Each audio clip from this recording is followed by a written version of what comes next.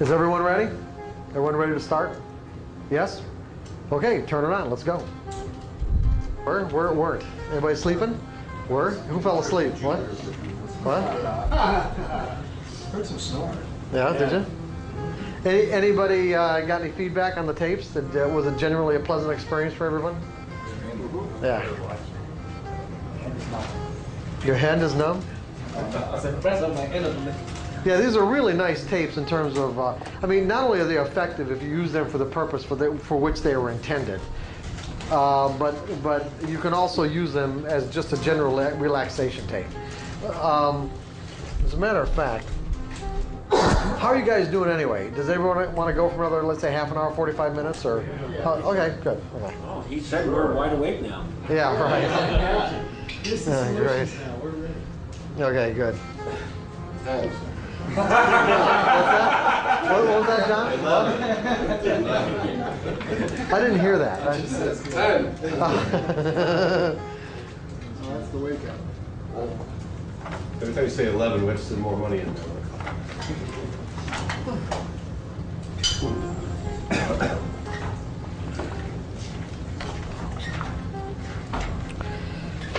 Okay, I'm in section 5, but I'm going to go right to page. I'm going to go right to page 4. No, right to page 3.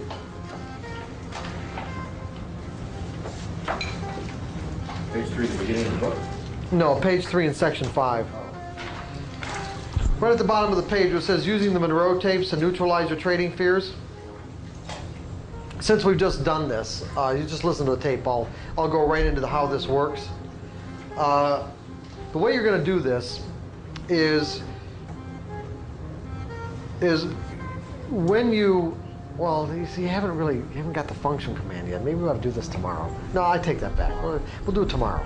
I'm sorry.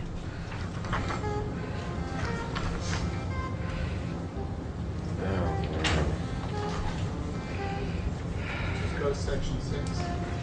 Yeah, really. Problem is, I don't feel like getting into this right now. Hold on. What? No, hold on. That's all right. Hold on. Let me.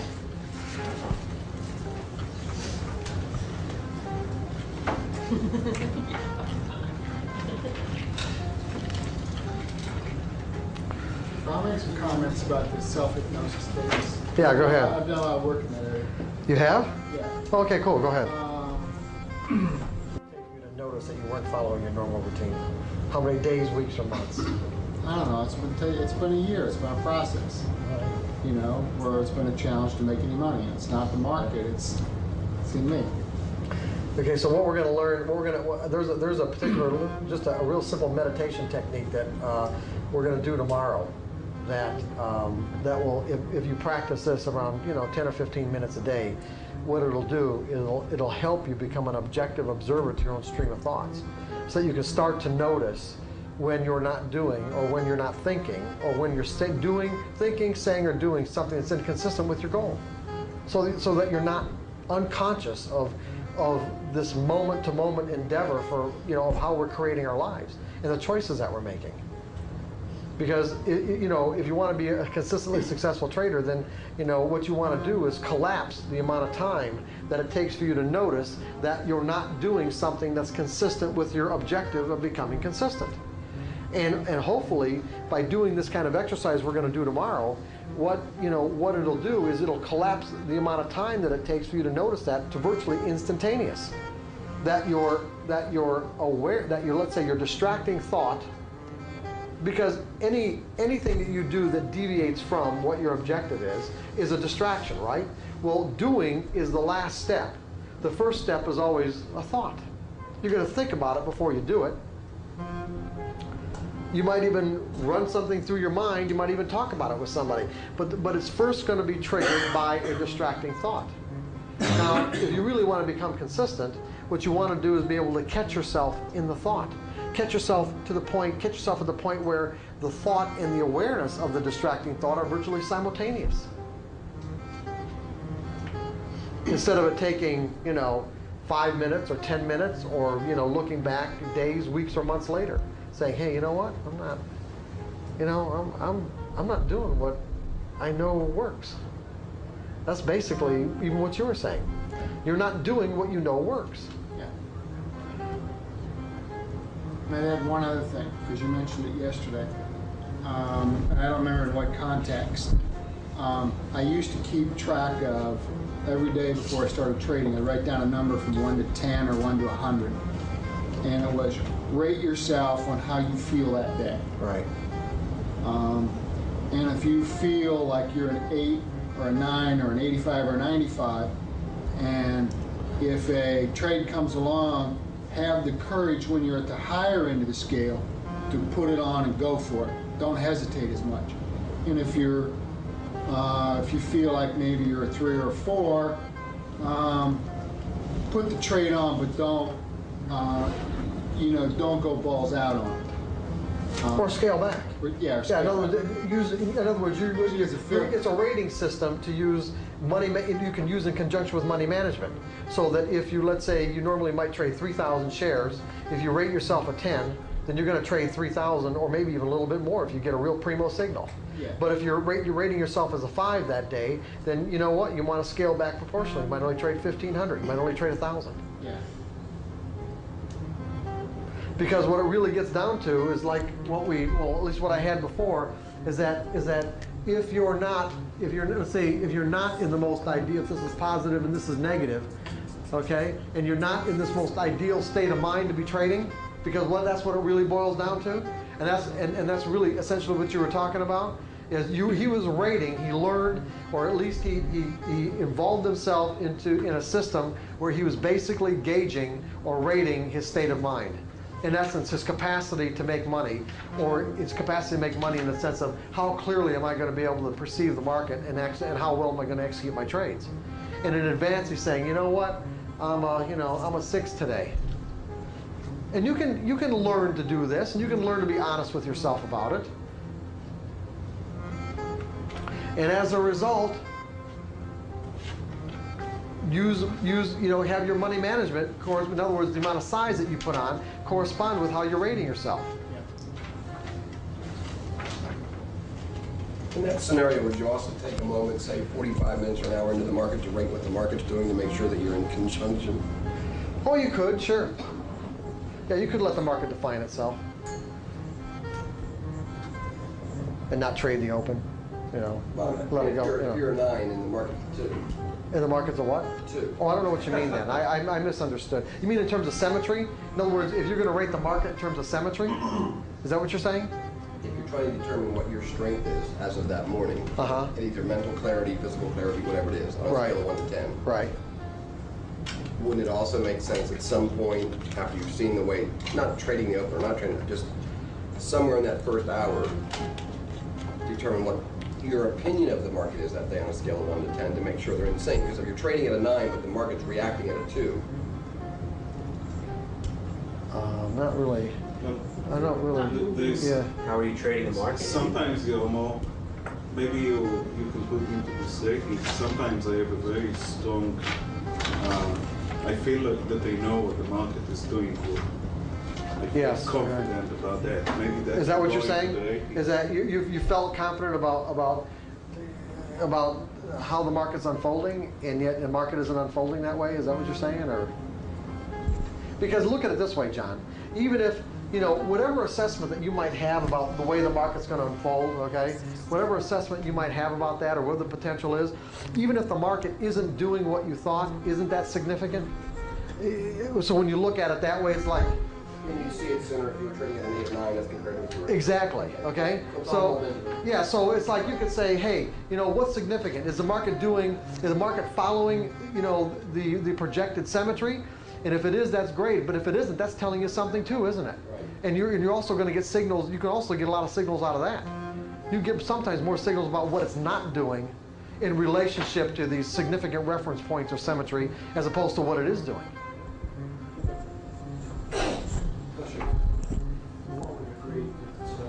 We don't know what the market's going to do anyway. What's that? We don't have to know. Well, but we're kind of mixing. We're kind of mixing it. We might mixing a little bit in the sense that it depends on the context in which we're trading. If we're trading mechanically, this kind of discussion would be irrelevant. If we're trading subjectively, it's not. It's just like, for an example, if you're trading mechanically, you're going to have a predefined, a definite predefined entry point where the variables are specific. There's no subjectivity whatsoever in terms of, the conditions under which you enter the market. Those variables are either present or they're not. It's black or white. They are present or they are not present. If they are present, you're obligated and committed to enter into a trade. If they aren't present, then you do nothing. But when you evolve into the subjective stage of trading, then you can use anything you've ever learned about the nature of the market to generate a signal to get in or out. So for an example, what we're talking about, Roman, is that in the mechanical stage of trading, let's say for an example, the market's doing this and you've got a stop down here. You entered the market long right here at this point, okay? At this point right here, and your stop is down here. If you're trading mechanically, you can't do anything with that stop, meaning that the market, your market either goes in your favor, stops you out, and that's all there is to it. Either or. If you're trading subjectively, if the market, let's make it a little bit easier to illustrate if I made more distance, but if you're trading subjectively, if the market's trading around in this area, and as a result of the kind of patterns that it might be producing, you could say, you know what, I don't need to keep that stop in the market. I'm going to pull it and either move it up, move it further down, based on your assessment of what's happening now. See, in the subjective stage of trading, you can do that. You can even get out before you get stopped out, even if it wouldn't have stopped you out otherwise. In a subjective stage of trading, if you make that assessment of what the market's telling you in that moment, that's all right. Did you see the difference?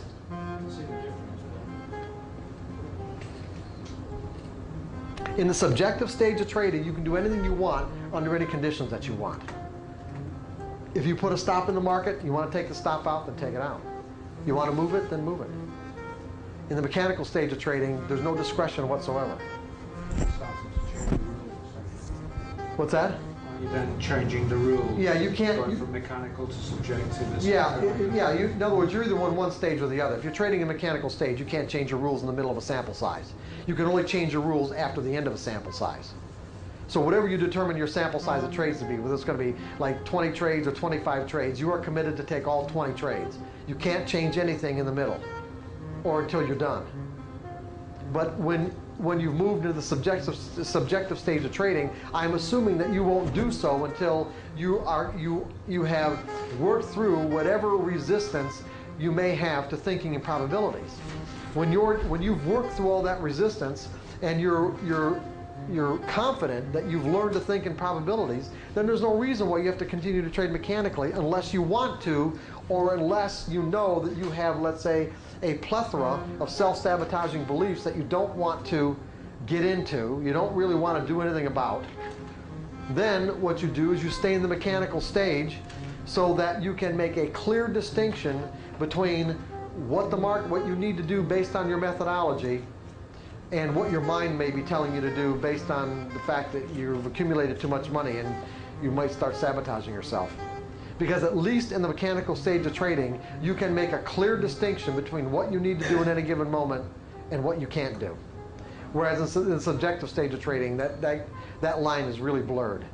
And it is very easy for self-sabotaging beliefs to enter into the equation. Okay? You get the difference?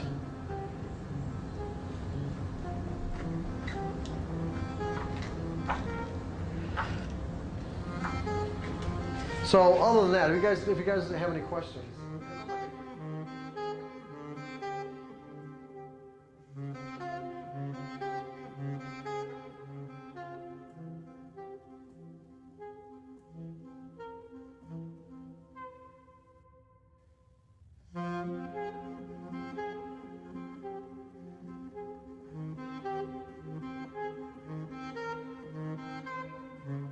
I just don't want to do it. I'd rather do it tomorrow morning. What? Well, what stories you want? What do you know? Trading.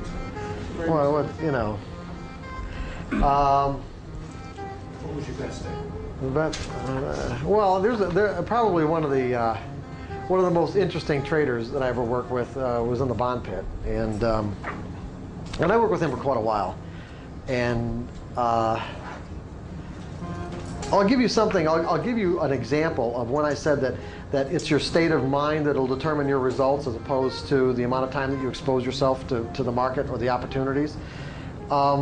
You could say that, I mean, this guy, he loved to trade, and he was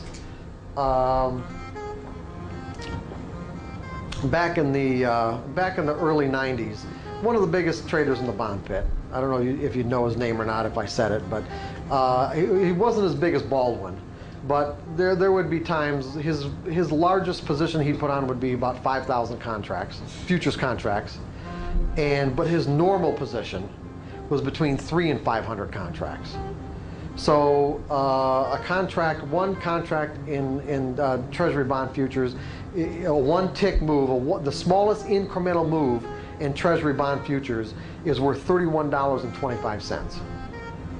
So 100 contracts would be $3,125 or $33,125, and 500 contracts would be over $15,000.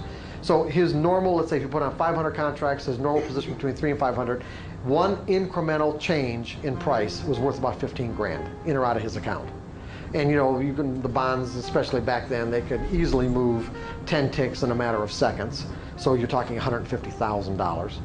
And you could easily be subjected to 8 to 10 tick price vacuums, either for or against you. So you're talking $150,000 in a matter of moments. And like I said, there were times where he'd put on thousands of contracts, not just hundreds. So, you know. Was he a scale trader? Scale trader? Did he scale into his positions as differentiation from scaling out? Well, sometimes he'd take on the whole pit practically. And it was, I had many other clients in the bond pit who watched him and said that there were times it would be like watching Michael Jordan trade bonds. He was good. He was really good. And it was also that he just loved what he was doing. He loved being there every moment. It was hard for him to leave. And he really didn't give a shit about the money. And the money was truly irrelevant to him. In fact, out of all the people I've ever worked with in my life, I've never met anybody who was on the extreme, I mean, way over here in terms of how little money meant. Just didn't matter. But he had other problems.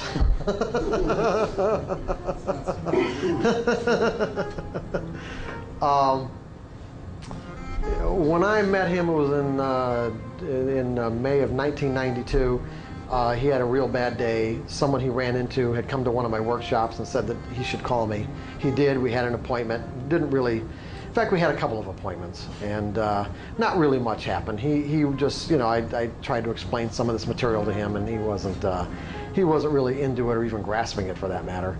So I didn't hear from him for another couple of months, and I actually didn't hear from him at all. I heard from his wife, who called me. I never even met her, and she called me and she was hysterical because he was gonna have to mortgage the house because of a bad day that he had. And when I met him in May of that year, 1992, he had approximately $10 million flow in and out of his account from January until May. That's the kind of swings that he was on, okay? $10 million in and out like this, okay? The most he'd ever accumulated at the end of any given year was about $600,000. That's the most he's ever been able to keep up to that point anyway. So she was really hysterical and wanted to know what I was going to do to, you know, fix her husband. And I wasn't even really working with him. And so we started working together on a real consistent basis, virtually every day. And that was in July of '92. And so from July of '92 until the end of December, he had $5.5 million. And then he went on vacation with his wife.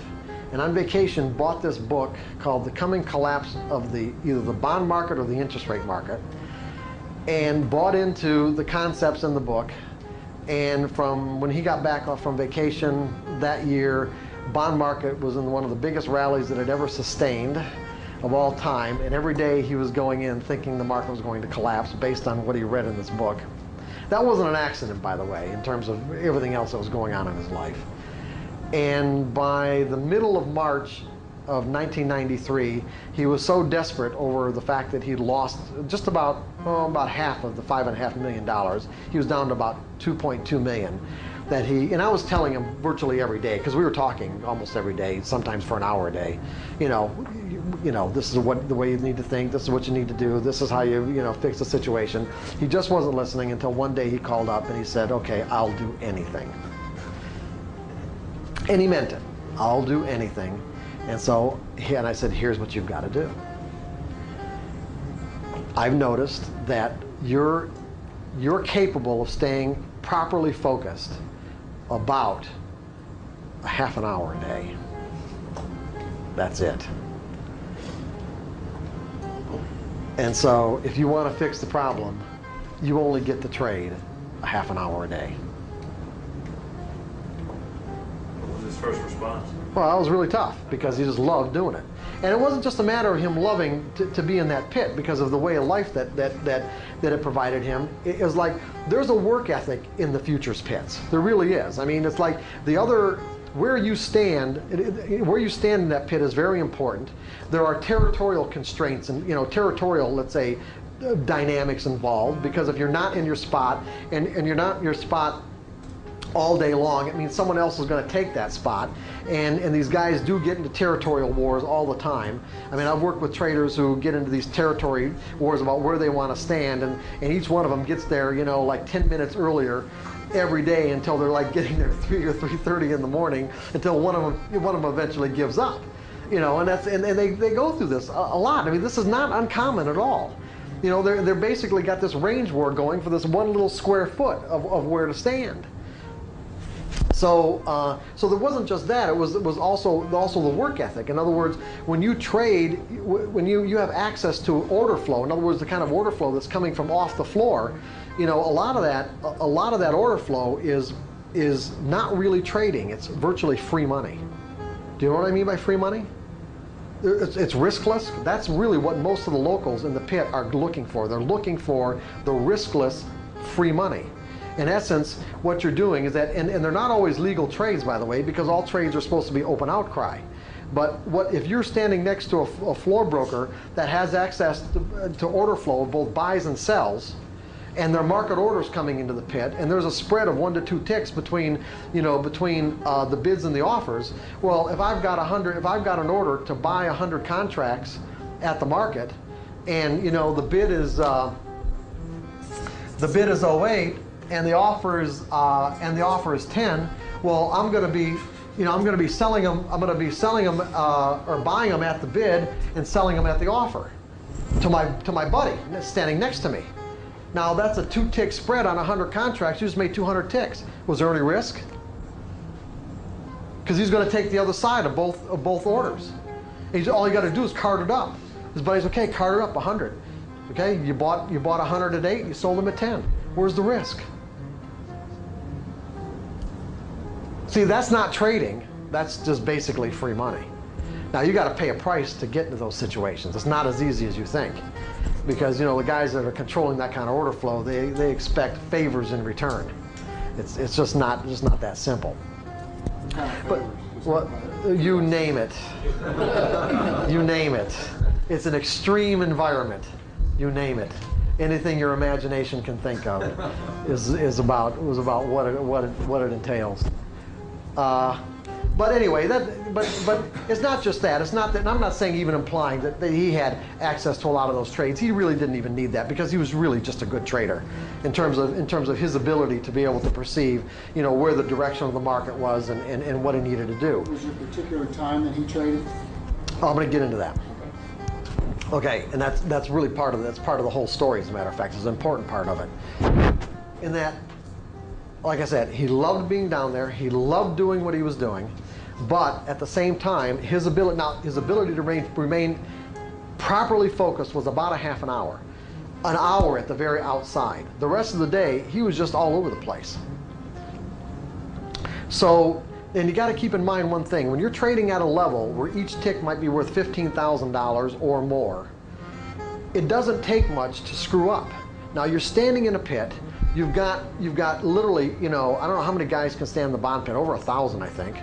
And they're all screaming. They're all in close proximity to one another. They're jostling with themselves. They're screaming into your ears. You're getting pencils poked in your body, your face, or whatever. There's all kinds of bodily smells going on. There are guys who do not want you to make money, okay, and will purposefully distract you. There's a lot of things that the order fillers do to suck people into a trade, big locals, to take the other side of a trade, where they know for a fact that that someone's going to hit the market with a huge bid or offer they're sucking you basically what they virtually know is a losing trade.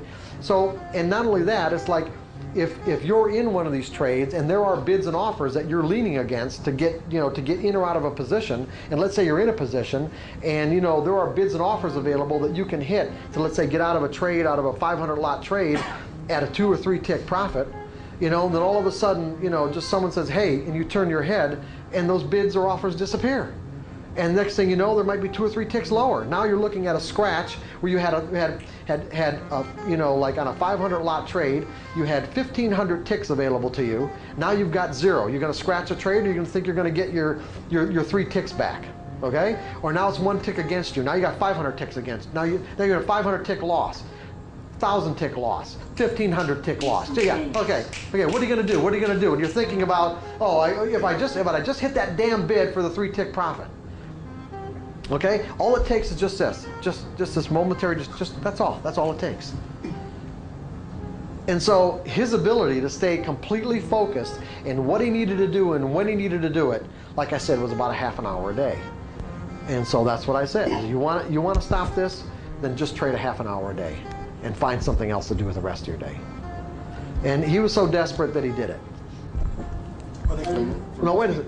Go ahead. For most people to stay at that level, it's just your body's working on it's such extreme sense of awareness that it is hard for a lot of people to yes. Oh, absolutely. Longer than that. Oh, absolutely. It would be the equivalent. The kind of stuff that he did was equivalent to if you can imagine being in the 7th game of an NBA playoff.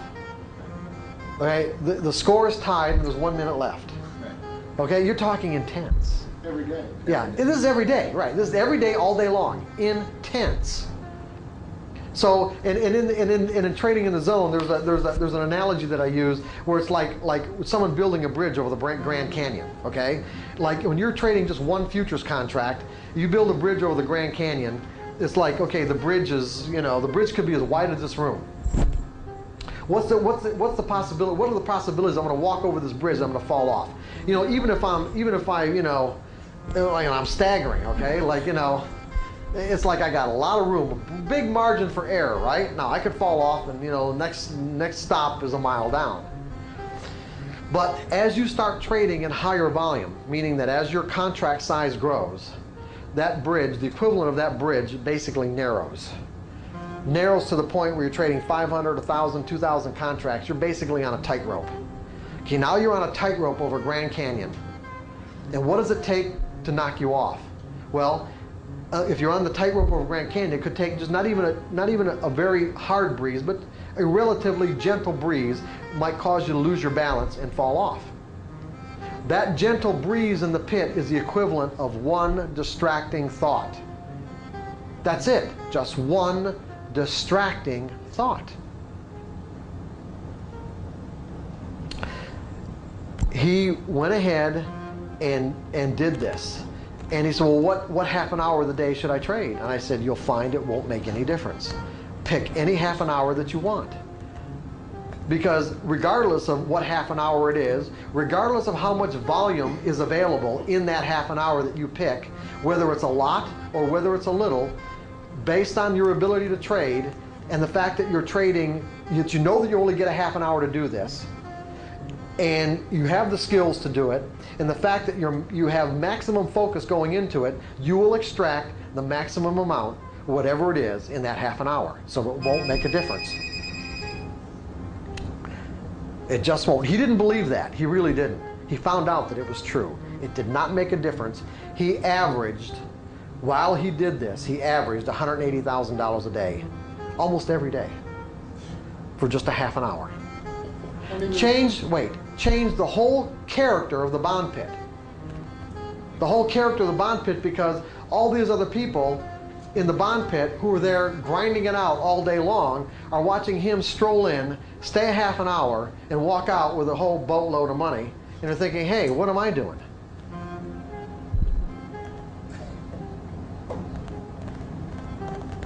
Now go ahead and ask your question. How do you maintain his position? Meaning his 1 square foot. It really wasn't a problem. Just the fact that he was a half an hour. They did just because of yeah, he was his such stature? because of his stature. They stepped aside. It's a pecking order. Yeah, it's a pecking order, right? Was he able to keep his profits after a while? Well, he ended up in a really one of the bitterest divorce proceedings you could imagine, and his wife actually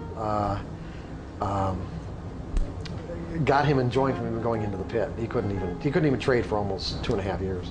Wow. Oh, because she didn't want him to lose the money. That's right. Well, they spent it all on attorneys anyway, so it didn't make any difference. I've seen a guy, his wife used to come up at 9:15 in the morning, and they were going through they had problems, and eventually got to work. Just rag and rag and rag. The guy just kept Nice way to start the trading, day. and it had an effect. You know? How could it not? Yeah, you think his wife would, and he'd say, "Don't call me now." I hang up on people at times. I can't talk. Bye. There you They go. understand. No. I did that once. Go ahead, John. Do you ever get traders that are trading well that then come to you? No. Sure. Yeah. Yeah, I know what you're saying. Yeah. Right. If A is, Wayne Dyer talks about this, is A is perfect health, and B is where we live, and C is death. Most of us go see a doctor when we're at C to get back to B. Right. Very rarely are we at B happy or pleased or satisfied and take the step to get to A to a higher level. I get two kind of traders. Okay? Or I don't really do much of this anymore, but I used to get two kinds of traders. The ones who were really successful and just wanted to become more successful, and the ones who were in a state of absolute desperation. Everyone in between, pretty much no. If someone's trading at the high end of that, is there more room? Oh, there's always more room. Absolutely. So are you looking at their behaviors and finding out that they're successful in spite of some negatives? So if we pull the negatives out, Sure. Absolutely. Yeah. Absolutely. Absolutely. But you can't see it as a trader until someone observes the patterns. It's difficult unless you've acquired the kind of skills that would take a long time to acquire. It's a lot easier for someone else to to spot it.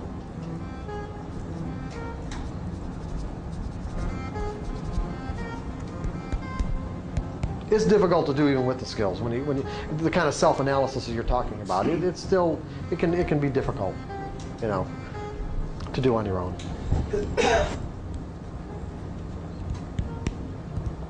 Some of the beliefs that we have are so entrenched and create such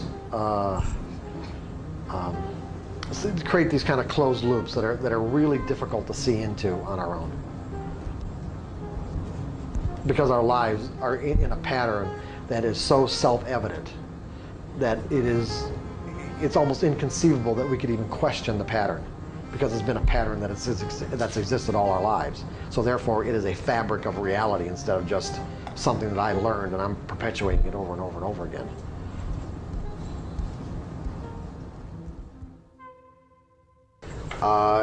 Is the guy on the tape, does he have a real rough voice? I think it's the same. It sounds like him. Is it Bob Monroe? It sounded like an old guy. Okay. Yeah, And it then sounded like an old guy. and at the end of the tape, wake up!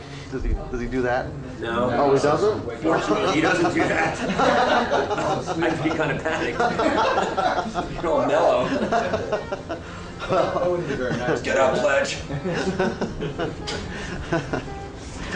Well, the tapes that I used to listen to is what he did. I'm glad you didn't give us Wake up! Wake up! Really did the job. Yeah, really, yeah, really. It seemed like it anyway. I mean, you know, you're in this kind of deep, real quiet space, and, you know. Oh. So how do you, if you want to buy one of those other tapes? Well, I gave you the catalog. No, there's no price list, there's no place. Oh, there isn't? Oh, just call them up. You get, look, we're distributors. You can call us. We don't really, I mean, that's not something we do. I mean, we'll order them for you, but you can order them direct. Okay. Right from I the just kinda wondered, you know. Yeah, no, it's no problem. I thought there were the catalog included price lists. I'm not. The tapes aren't very expensive. I don't really remember how much they are, but I think they're like, I don't know, maybe $20 or $25 or something, or I don't know. Just, there's prices for the bush. Yeah. And that's not the only. I mean, they have a number of different types of tapes to do a number of different things. Some would be considered pretty bizarre, but and I've been down there as part of their professional group a couple of times, and for a whole week with other people in other industries. Mostly, I would say, people in the psychiatric industry that use their products. And they get together and talk about, you know, how the products can improve and you know, other uses for them, and just, you know, sharing a lot of ideas. It was mostly like a summer camp for adults, basically, is what it really amounted to. It was really a lot of fun. Well, let's kind of review from yesterday. We went through a lot of material yesterday, and we're going to go through a lot again today. Anybody got any comments or ideas about some of the stuff that we talked about yesterday?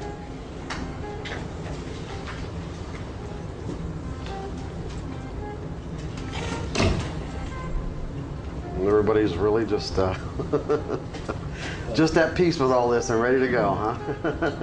Go ahead. Go ahead, John. No, I think if you know, on the way home, think outside the box. You know, I came here with different agendas other than trading. This is what I challenge myself with every day, trying to think outside the box, how to look in the mirror and become better. And if you take the time to do that, and you have the courage to actually look in the mirror and look deep, I mean, some of that stuff yesterday was life-changing. And you're just not going to get that. I mean, you get access to that information with yourself. Just if you're open to it, it can take a wound and heal it immediately. That's right. Absolutely. I mean, we're going to get into in just a little bit what I call like a practical philosophy for change, and just a real practical way of looking at why consciously altering ourselves and changing ourselves and adapting ourselves can be so rewarding, because I think it's really one of the keys to happiness. But it does, you know, the fundamental component is what John just said. A willingness to think. A willingness to think, as he referred to as outside the box, but basically just a willingness to think. Because nothing constricts what we can think about. Nothing. Only one thing. Let's put it this way. Nothing can limit what we can think about except for one thing. And what is that? Beliefs. What? Beliefs. Nope. Fear. Fear, which would mean which would mean what? What are the implications of lack of fear? Or what are the implications of a fear of thinking in a certain direction? Because you limit yourself to things, you're not open to all the data that's available to you. Okay. Well, I was just thinking like just a lack of willingness. That's the only thing. No desire.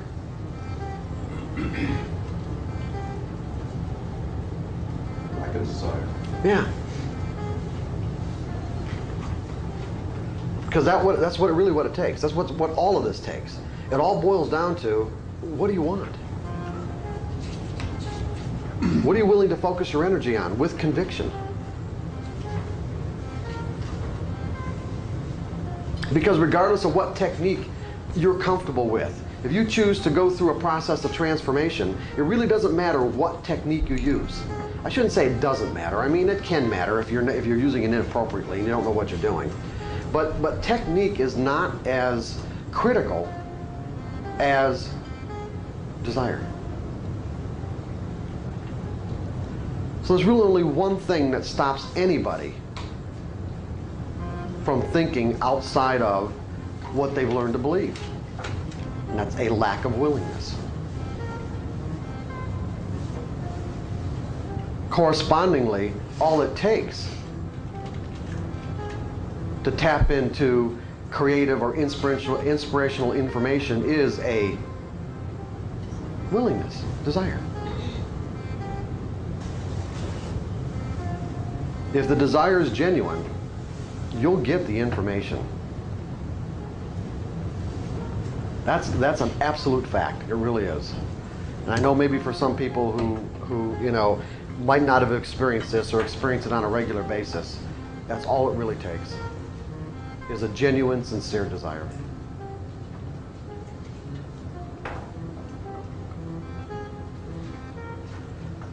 And if you try it and you don't get the information or don't get any information, then I would say that your desire was not genuine and sincere.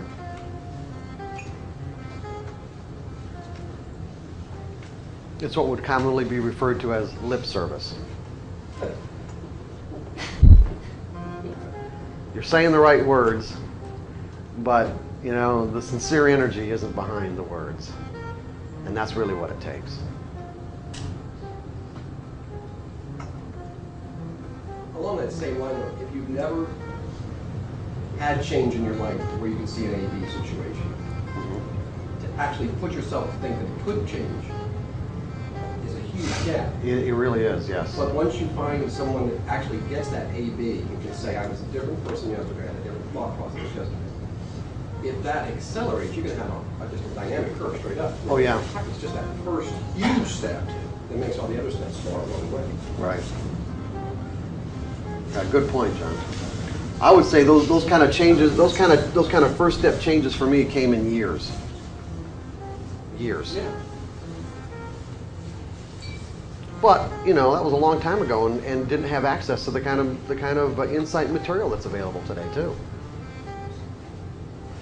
Or let's say it was available but not readily accessible like today. Put it that way. Things have changed a lot in the last 20 and 30 years. They really have. I mean, when I was writing The Disciplined Trader back in, starting in 1982 and in dissecting the dynamics of beliefs and belief systems and things like that, I mean, at the time I thought I was really way out there and really afraid to even share the material with people because I thought they'd think I was crazy. Really, I'm serious. Especially the trading community. I see that all the time.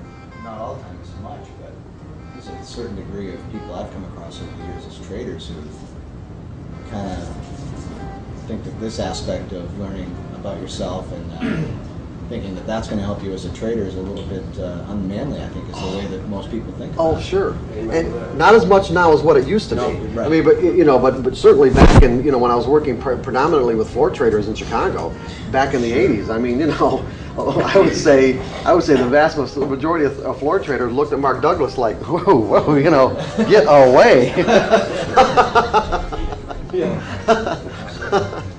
I've spoken at conferences. There was the first conference I actually spoke at. Tim Slater invited me to speak at CompuTrack in 1980, April 1983 or 1984. I don't remember.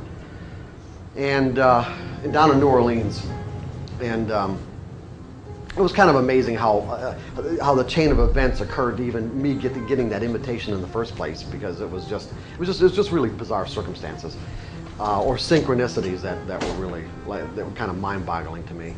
But anyway, I was invited to go down there to speak, and one of the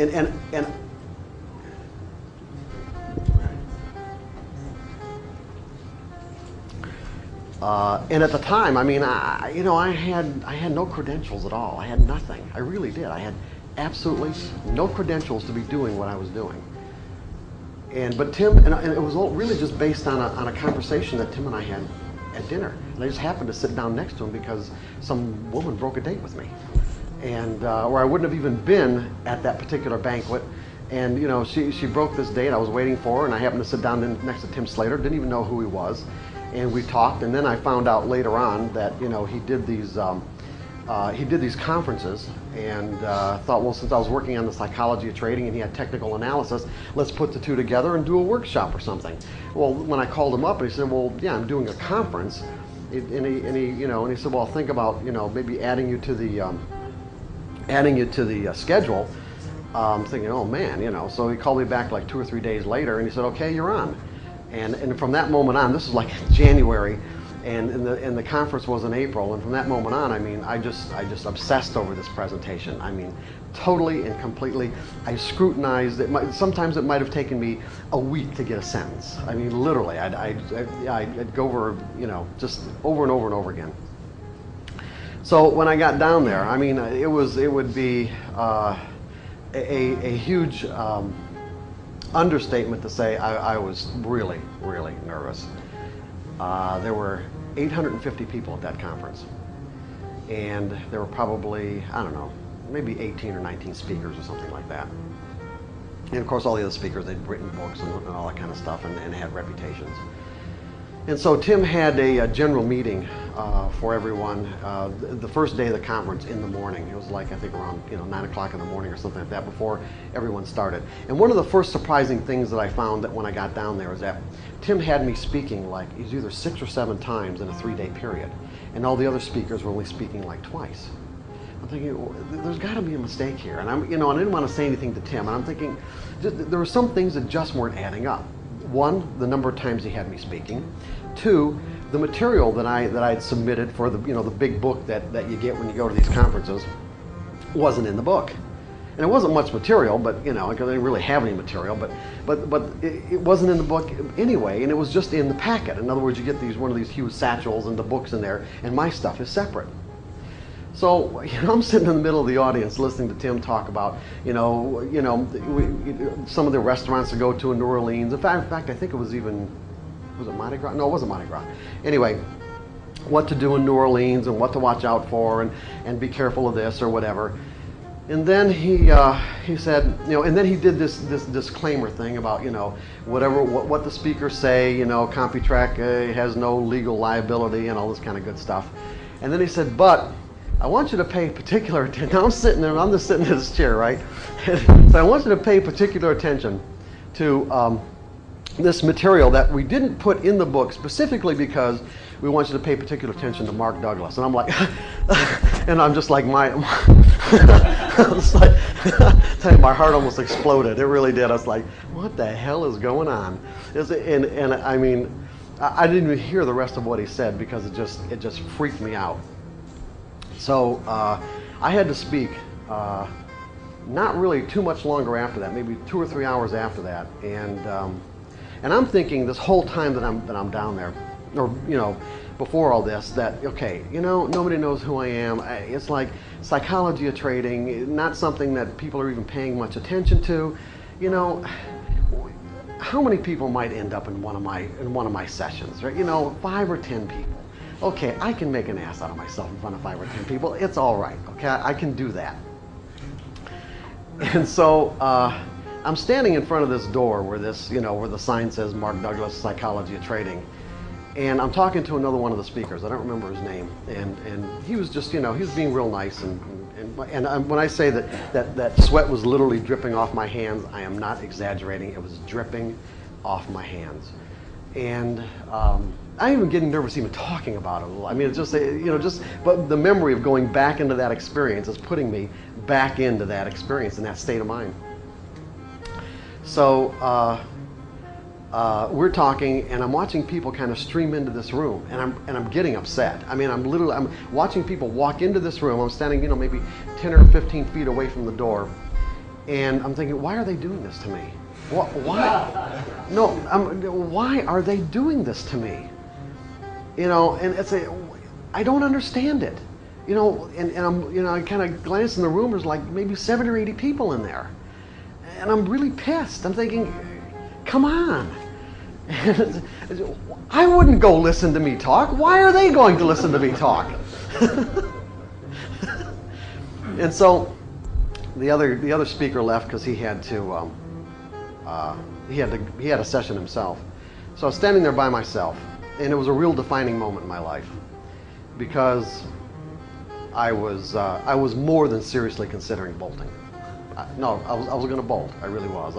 I was standing there thinking to myself, I knew this would be it. I knew that Tim would never ever invite me back to another conference. I mean, that's what I was contemplating at that point, whether I could accept the deep sense of regret that I would experience by bolting, and what I was going to say to Tim. And I was running it through my mind, and just like, you know, just like checking the probability out. And like I said, it was I don't know if 50-50, 60-40, whatever, in terms of 60 in terms of bolting. But just at this right moment, I mean, like I said, this defining moment as to whether or not I was literally going to run, this person came up to me, and someone was going to walk into the room. He walked over to me, he saw the name tag, and he says, oh, he said, you're Mark Douglas, right? And I said, yeah. And he said, well, shouldn't we get going? And I said, okay. And I walked into the room, and it was really weird, because once I walked into the room, and because they didn't have anybody introducing you or anything else like that. It was just, you just did it on your own. Once I walked into the room and got in front of everybody, I was fine. And not only that, I didn't even use my presentation. I just spoke spontaneously off the top of my head. And I had to, because that first presentation was a little bit shorter than the 2-hour presentation that I prepared for. Well, anyway, I did a really good job, and did such a good job that the next time that I spoke, there were like even more people in the room.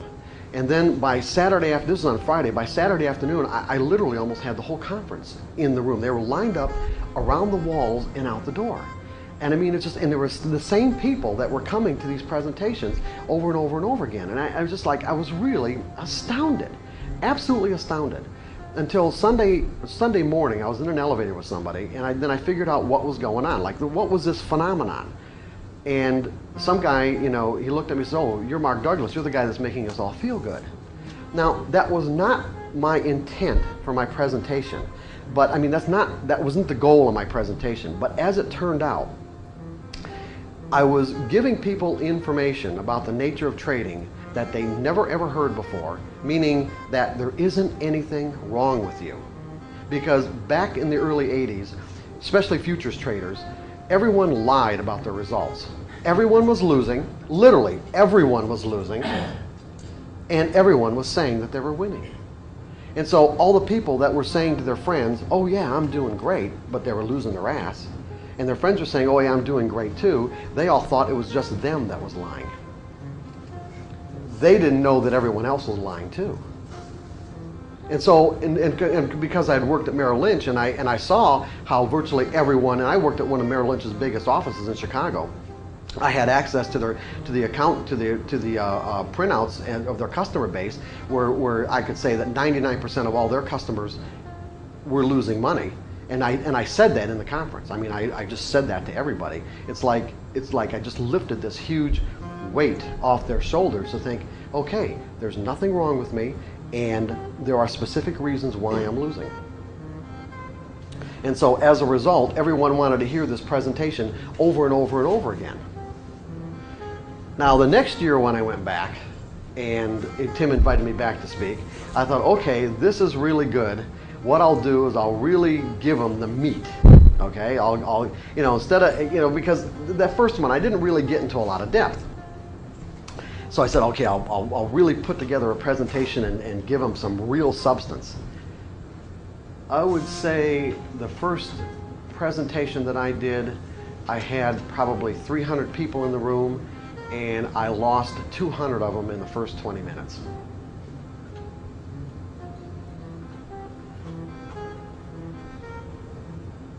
And it's been like that ever since.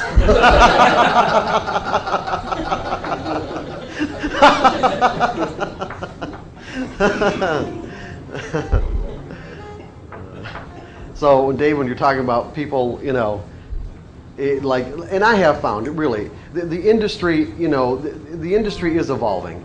You know, back in the early 80s, this message just was not very well received at all, especially if there was any depth to it. But, you know, things are changing a lot. They really are. There was, which reminds me of the very first time I ever did a 2-day workshop. It was sometime in the late 80s, not late 80s, maybe 1986 or 1987. I was doing one-day workshops, but I never expanded it to a 2-day. So I'm thinking, okay, I'll expand it to 2 days, and I had probably 11 or 12 guys in the room, and they were mostly all floor traders. Actually, mostly all from the S&P pit at the Chicago Mercantile Exchange.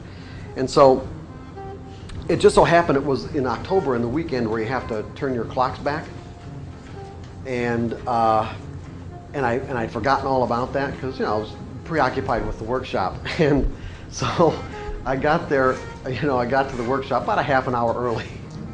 And of course, nobody's there. And I think it was supposed to start at 8 or 9 o'clock. And at the time it was supposed to start, nobody's there. It's just like, and I'm thinking, oh my God, I really did it this time. Nobody's coming. Nobody's coming. Until somebody finally showed up and I figured out that I didn't do my clock, so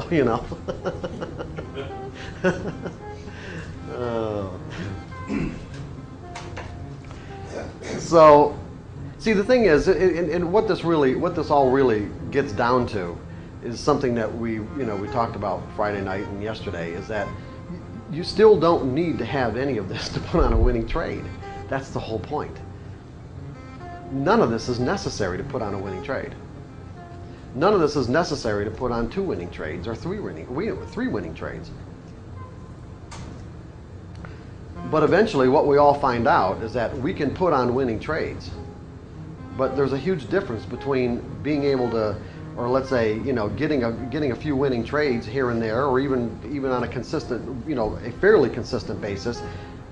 There's a huge difference between that and, of course, and what your bottom line results are when you experience huge drawdowns or a series of drawdowns as a result of mental errors. And when you become dissatisfied with that, you start looking for something to remedy the situation. And that's what takes a lot of work. Because, like we've been saying all along, it has everything to do with the way you think and in essence, the way you live your life.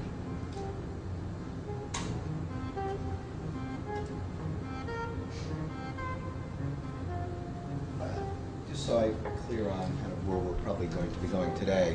I think the essence of what we were trying to bring out up until this point was getting comfortable with the whole notion that it's your belief structure that may be limiting you in whatever aspect of your life, or perhaps more specifically your trading.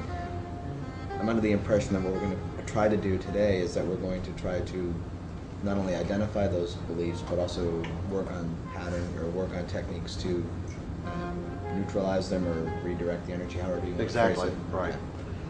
That's exactly what we're going to do today. Remember that the kind of problems that we face as traders are going to fall into pretty much 2 basic categories in terms of what's going on inside of us. We have a like genetically encoded ways of thinking, meaning our minds are wired to think in certain ways that cause us to believe that what we're experiencing in this now moment is identical to something that's already in our minds as a memory. That's a problem. Because we know what's the reality of the situation. What's true, what's really true. Every moment is unique. And see, because of our mind's inherent, propensity to associate, it's that mechanism that we have to compensate for. So we have to do something specific to compensate for that mechanism. That's one of the things we need to do. Because the reality is, every moment is truly unique. That is the truth. Our minds make it seem as if this moment can be identical to something I've already experienced. Sometimes there'll be a correspondence, okay? There will be enough of a correspondence that we'll experience some degree of satisfaction based on what decision we make, because our minds associated this now moment, this unique moment, with some memory that we have. But as traders, there's too much of a capability, there's too much of a potential, let's say, to make catastrophic errors by allowing this mechanism to cause us to think that we know what's going to happen next. See, so what we want to do is take that gap away between the reality of each moment being unique and what our memories say, and say, you know what? I need to install a mechanism in my mind that will not let me think that this moment is anything other than unique. That's what we're doing. I need to install a mechanism in my mind that will not allow me to believe or think that this moment is anything other than unique. That way my mind is now open to receive anything that may be of relevance in terms of what could satisfy my desires or goals. So that I can make a decision based on all the information that's available, not just what might satisfy my expectations. And remember, my expectations are going to be what? Based on what? What are my expectations always based on? Well, beliefs. Yeah, because an expectation is a belief projected out into some future moment. So that's exactly what we don't want as traders. We do not want to be basing our decisions on our expectations, because when our expectations are fulfilled, we feel satisfied and happy. And that's something that we all desire. And when our expectations go unfulfilled, we experience emotional pain. This is a universal characteristic of humans. Probably of anything that's alive and can think.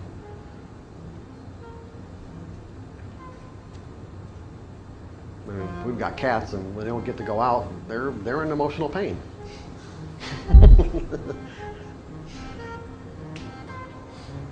So what we don't want is we don't